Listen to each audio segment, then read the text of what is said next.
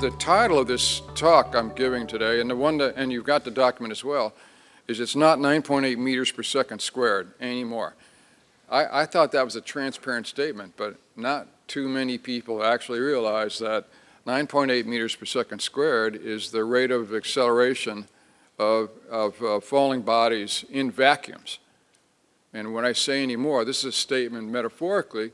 We've had 3% GDP growth for a very long period of time, as if it were a constant of nature, as if it was reliable, as reliable as 9.8 meters per second squared. We're in a different economy now.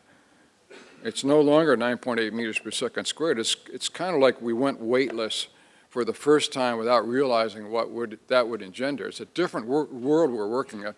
It's very difficult to do forecasting in this kind of setting because the history is not a very good guide, or it's always an imperfect guide, but now it's a highly perfect guide to what comes next. So I want to talk about how here at the Anderson School we're trying to unscramble the complexities of the fact that it's not 9.8 meters per second squared anymore, it's something else. So this image shows you the U.S. real GDP, and the vertical scale is 2,000 and 3,000. That's in billions of dollars. So it's 2 trillion, 3 trillion, up to the current net levels are like 14 or 15 trillion dollars. And the vertical scale is logarithmic, so that the straight lines in this image represent constant rates of growth.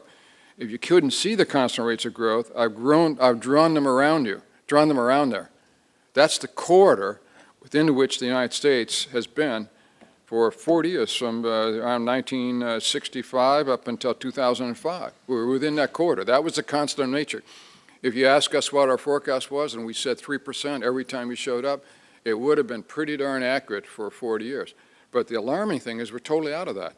People talk about a recovery. Recovery means to get back, to get supernormal growth, get back to that traditional corridor. There's been no recovery in the economy at all.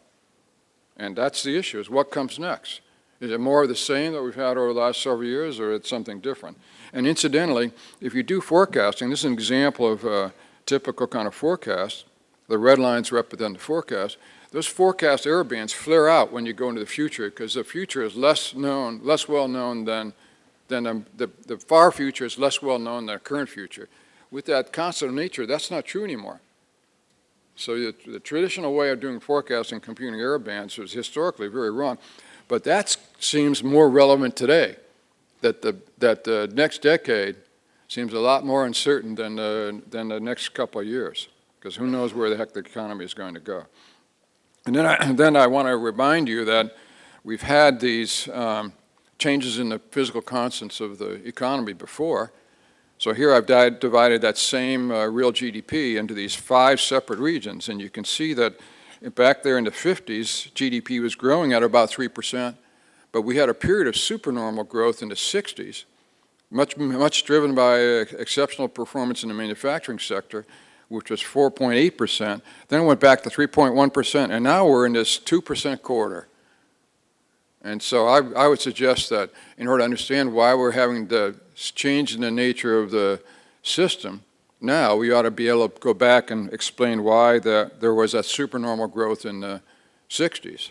Because otherwise you'd had 3% for 50 years, interrupted by a brief period of exceptional growth in the 40s. And now it's totally different. How could the economy switch so rapidly to a totally different kind of growth path? And what do we think of as forecasters about what's going to come next? I thought I was going to drop this slide. I don't think you have the most recent version here. And I alert you to the fact it's not just us. The United Kingdom also has a history of accumulating data that allow you to draw this kind of diagram. And the UK is also outside its natural corridor of growth. And it just feels like the whole world, it's hard to think of someplace to feel optimistic about, maybe India. But it's really hard to see it, and it just seems like the whole world is in a more sluggish growth path right now, not just the U.S. What the heck is that all about? So one part of the problem is that debt causes the economy to freeze up. The nice thing about equity is that when we lost $7.1 trillion worth of equity investments back in 2001 and 2002, it didn't matter because we rapidly mark to market. We changed the numbers on hard drives, but we continue to consume as consumers. It didn't have a big impact.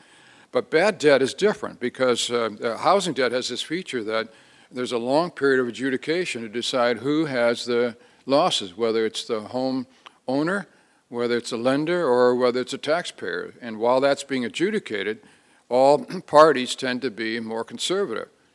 So the lender is worrying about that those losses are going to be on his or her balance sheet and therefore is unwilling to give loans.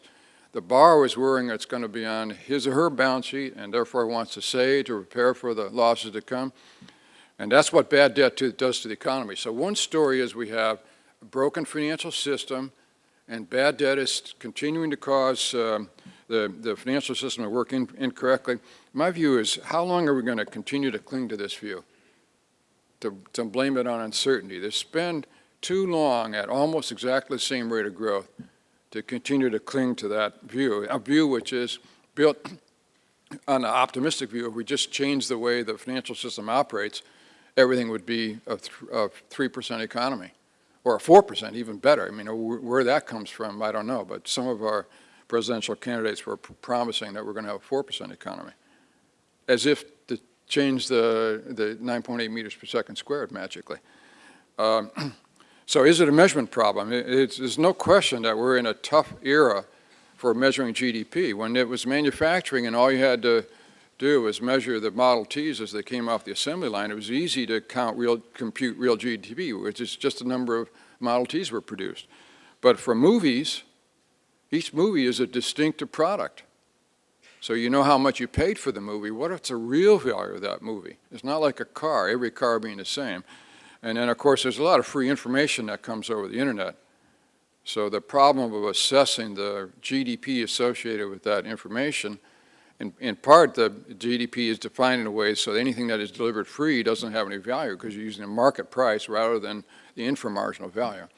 But anyway, if it's a measurement problem, which I agree there's some measurement problem in this economy, then that shouldn't show up in employment.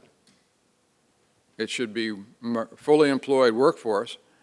It's just that the output is measured poorly because of measurement issues. But you can see that we've had the same kind of problem falling out of the narrow corridor non-farm payrolls. And this begins, by the way, I wish I'd had the revised version, but if you take that little circle and you move it back to 1990, you'll see that early in the 1990s we were crawling along the bottom of that corridor.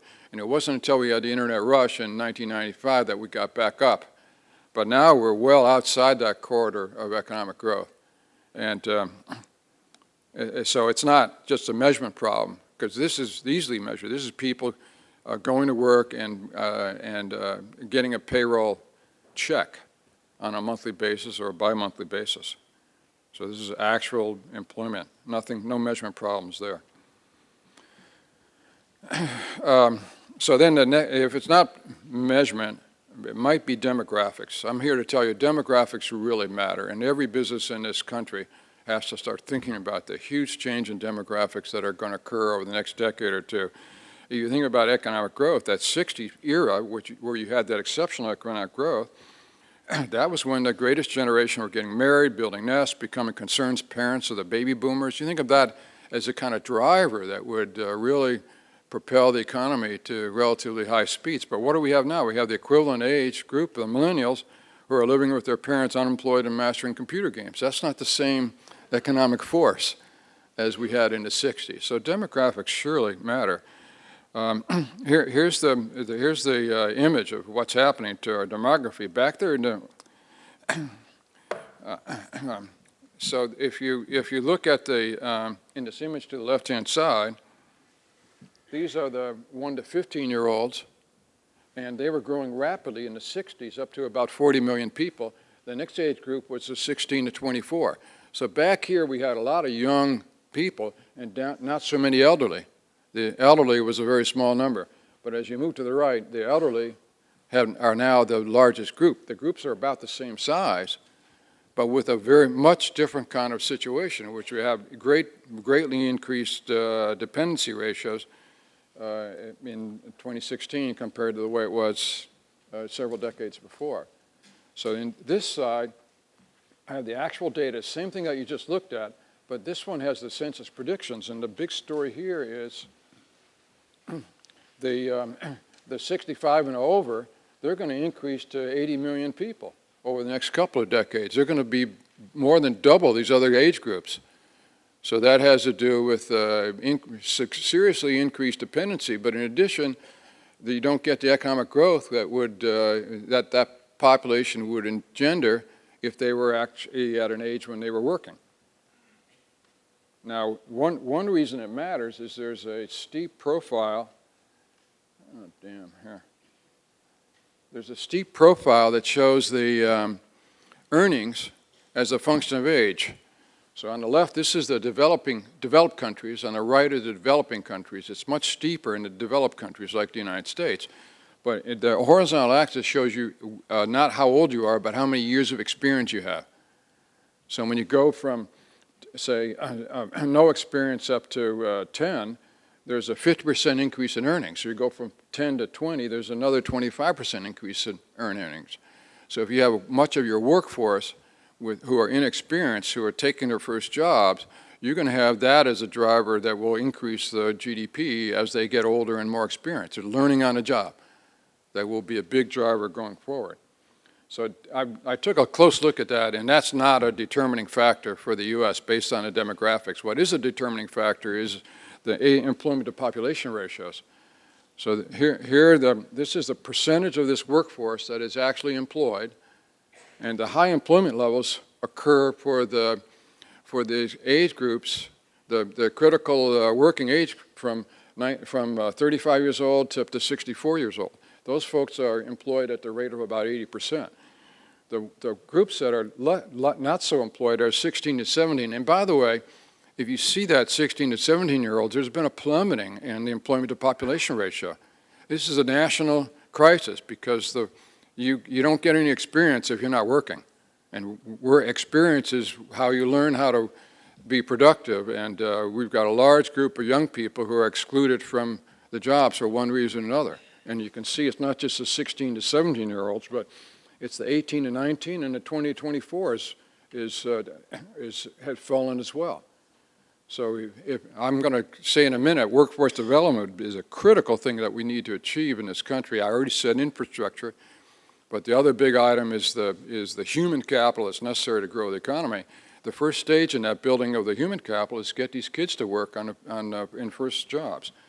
But the thing to notice that there's a huge difference between that working age population in terms of employment to population ratio and either the young kids or the elderly.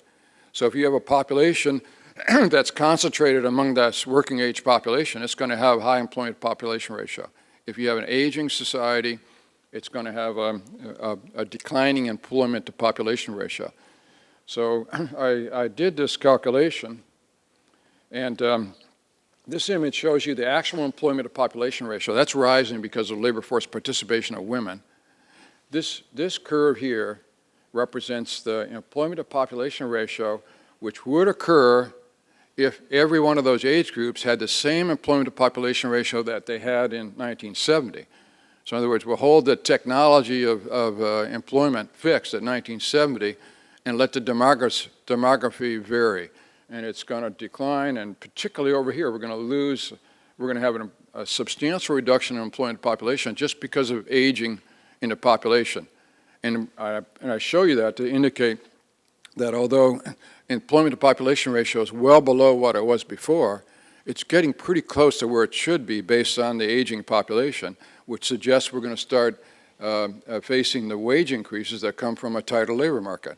We're reaching full employment according to this kind of calculation. The other thing that's, to me, when I noticed this was totally surprising, is this is employment to population ratios all stuck at 0 in 1970. So this is the change from 0. And the groups that have done the best are the elderly, 65 and above, and 55 to 64. Those employment population ratios are fully recovered to where they were back in 2007. The groups that are not are the younger groups, the 14 to, I can't quite read that. Anyway, these are the younger groups that have not recovered. It's the elderly that have recovered. So that's that slide. Over here on this side is the employment to population ratios by educational attainment. So these are the, less than BA degrees. This is less than high school. So the category that has recovered fully from the 2000 downturn is the high school dropouts, those who have not have a high school degree. I was totally surprised by both of these things. So you're supposed to have elderly high school dropouts, and to me what comes to mind is the greeters at Walmart. And they're the ones in our country who are doing the best in terms of finding jobs, or maybe the only ones willing to do that kind of work. It's a totally different kind of economy that we have now. So my take on this, we've had a decline in real GDP growth. This is real GDP growth, and there's a general decline. This goes in line with the decline in population. So this is the population 16 and above, where it used to be growing at the rate of almost 2%. Now it's down to about 1%. But if you adjust that for the aging of the population, it's worse. So we shave off about 0.5 to 1% of GDP from two forces. One is a slower rate of growth of population, and secondly is the overall aging of the population. So if 3% was the old normal, we're now at 2 to 2.5 as the new normal, just based on demography. And then moving on here, it's not just hours or not number of people who work that matters, it's also productivity. And productivity is extremely hard to figure out right now. So here I've drawn these corridors of growth for productivity. So productivity is output per hour, and output per hour was growing at 2.6%, very healthy productivity from 1947 to 1973. So to productivity, you have to add the growth in hours to get growth of GDP, and the magic number was 3%. You didn't need to have much in the way of hours growth in order to achieve that 3% figure. So this is very strong productivity, a kind of productivity that would support greater than 3% economic growth. Then we had this so-called productivity slowdown of only 1.6%. Then you had that burst of productivity and internet rush. But since then, it's characterized by a bump up in these recessions and then hardly any growth, 1.3%. A big bump up in productivity and then hardly any thereafter. This is signaling that there's a huge change in the technology of production and how that technology is folded in over the business cycle. So here's, to repeat what I said, I'm really worried about aliens taking the jobs of Americans. They work long hours without complaint. They're happy with low pay. They don't care about working conditions. They aren't interested in joining unions. They don't fall in love. What are they? It's the microprocessors. So here's my image of the microprocessors out taking your job. This has a horizontal axis, non-farm business hours index. That's total hours, not 40 hours per week. The horizontal axis is total hours worked. The vertical axis is total output in the economy, like GDP, an index in this case. And then the lines out of the origin, those are lines of constant productivity, where the ratio of output to hours is constant. So you're supposed to be with me here, and I'm going to throw the data up in a second. The data are going to move in the northeasterly direction because we're going to have more hours and more output. And it's going to cross those lines of constant productivity because there are productivity improvements that occur as the economy grows. But in addition, there's this cost-cutting wiggle that occurs in every one of these economic downturns in which the hours drop more dramatically than output, and then you turn it around and you grow both hours and output. But when you get back to the hours that you started with, output is greater. That's a productivity improvement. That's the cost-cutting, the productivity improvement that you get in each one of these economic downturns. The cleansing, if you want to, that's essential to the growth in the U.S. economy. So here I hope you're all with me on what we're about ready to look at.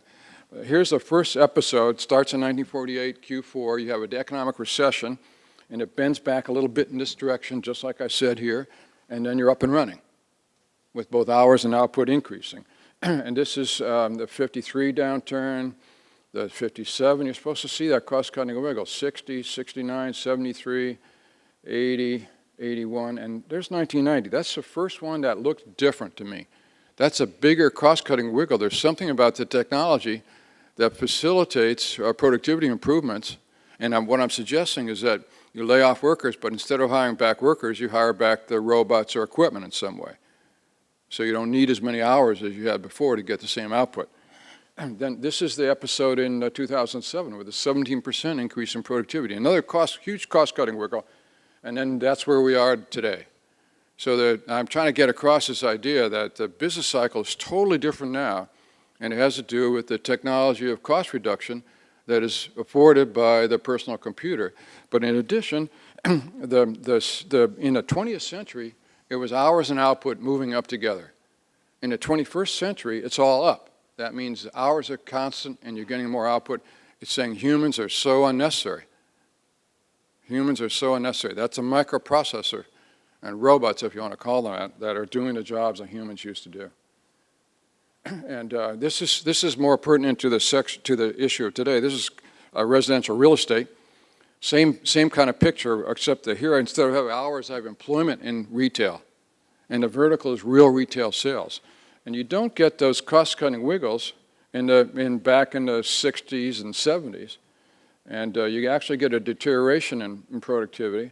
But that's the first one where there's that wiggle that I talked about. That was the 1990 event in which there was a cost-cutting wiggle in the retail area. And this is the 2001 downturn with a big wiggle, and this is where we are now with another big wiggle. But again, it's more real retail sales with about the same level of employment.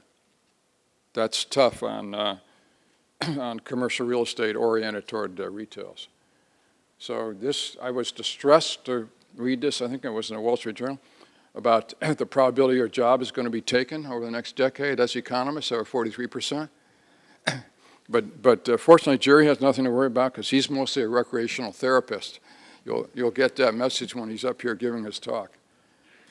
So then this is Dilbert's comment. My son and my 12-year-old wants to know what career would prevent him from being replaced by a robot. I met your son, and I'm pretty sure he could be replaced by a hammer. This took an ugly turn. Maybe the robots can use him as furniture. Anyway, our forecast is for some exceptional mean greater than 2% growth later this year, and then winding its way back down to what we think of as a new normal, driven by both by demography and technology. We see a strengthening of the labor market beyond what's already occurred, and in particular, the relevant thing is employment to population ratio, which is going to level off at what we think of as the new full employment level, adjusted for the demography and the economy. And then the really bold thing that we're doing is we think inflation is on the horizon, and as a consequence, elevated interest rates. There was a release today about the sovereign debt in Europe having these record low interest rates. That's nominal, not real. I'm sorry, that's real, not nominal. We think you're going to see elevated nominal rates, continue to have low real rates of interest. Most business decisions should be premised on real rates, not nominal.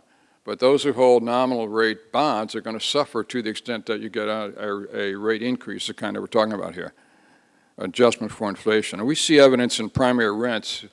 You people have apartment buildings, you must realize how much the rents are going up, and this is around the nation at the order of about 3%, whether some difference between primary residence and owner's equivalent. Cost of employment index is starting to show signs. So we see symptoms of greater inflation going forward, and that is my finale, and I turn this thing over now to Jerry.